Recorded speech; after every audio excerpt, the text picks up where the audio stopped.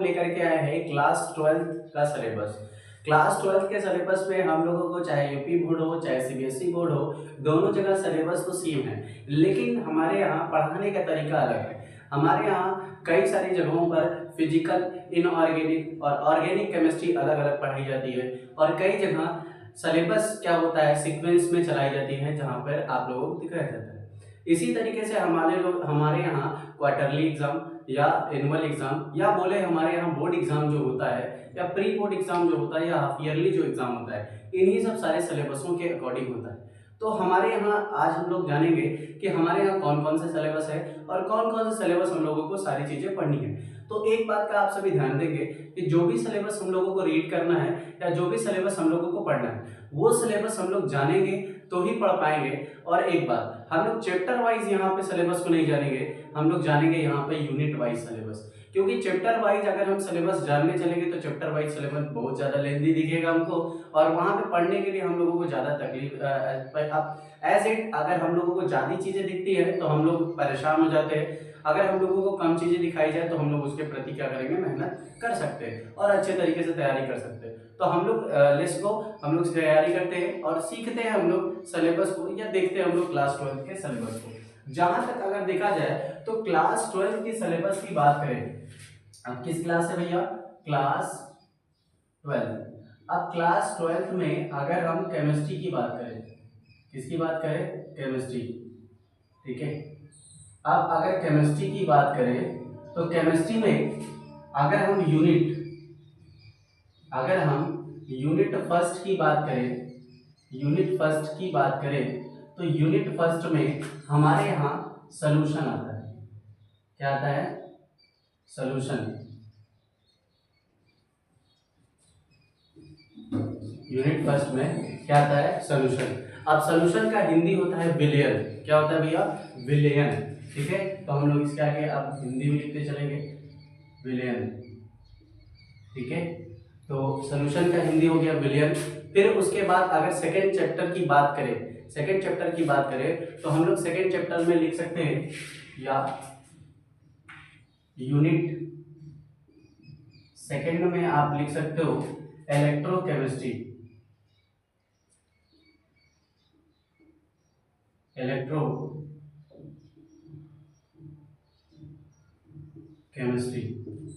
Electrochemistry को हम हिंदी में लिख सकते हैं विद्युत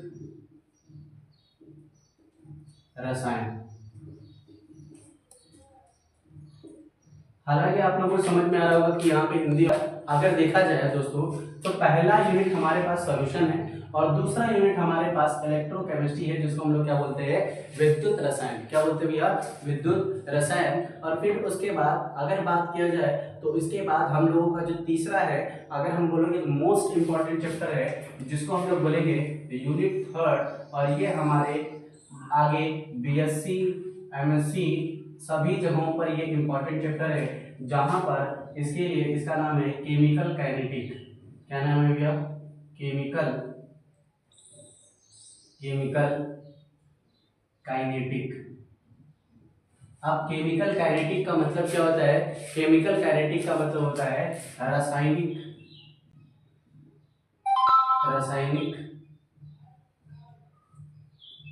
बल गतिकी, रासायनिक बल गतिकी, केमिकल काइनेटिक। यहाँ पर यूनिट फर्स्ट में सॉल्यूशन है विलयन, यूनिट सेकंड में है इलेक्ट्रोकेमिस्ट्री जिसे हम बोल रहे हैं विद्युत रसायन, और यूनिट थर्ड में है केमिकल काइनेटिक जिसे बोलेंगे रासायनिक बल गतिकी। और यूनिट फोर्थ है हमारा, unit fourth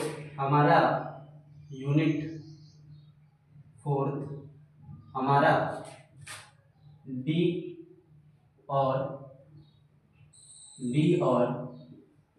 F block element, जहां पर हम लोग लिख सकते हैं डी तथा एफ ब्लॉक के तत्व, डी तथा एफ ब्लॉक के तत्व। फिर उसके बाद अगर हम यूनिट 5 की बात करें, यूनिट फिफ्थ की बात करें तो हम लोग यहाँ लिख सकते हैं कोऑर्डिनेशन केमिस्ट्री लिख सकते हैं, या कोऑर्डिनेशन कंपाउंड लिख सकते हो। कोऑर्डिनेशन कंपाउंड जिसे बोलेंगे उप संयोजी,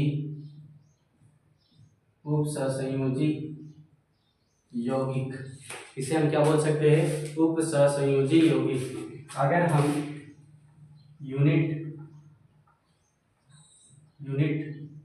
6 की बात करें तो यूनिट 6 में हमारे पास अगर देखोगे तो हेलो एल्केन तथा हेलो एरीन है। क्या है, hello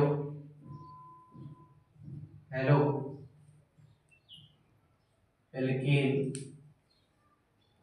and hello arene, halo alkane तथा हेलो एरीन है। फिर उसके बाद हमारे पास यूनिट 7 में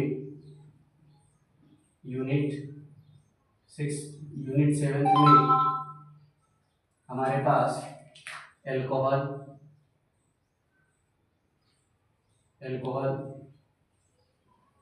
फिनॉल एंड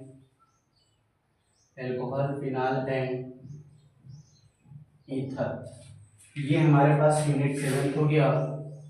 और फिर उसके बाद अगर हम यूनिट 8 की बात करें तो यूनिट 8 में एल्कोहल फिनॉल ईथर के बाद हमारे पास aldehyde ketone and carboxylic, aldehyde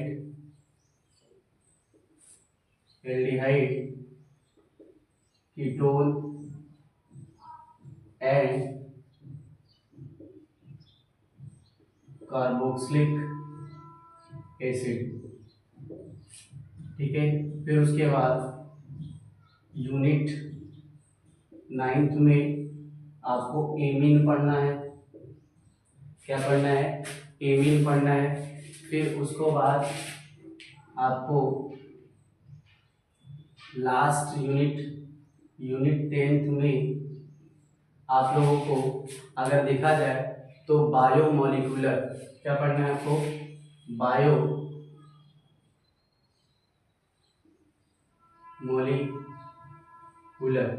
biomolecular यानी कि इसको हम लोग क्या बोलते हैं हिंदी में, जैव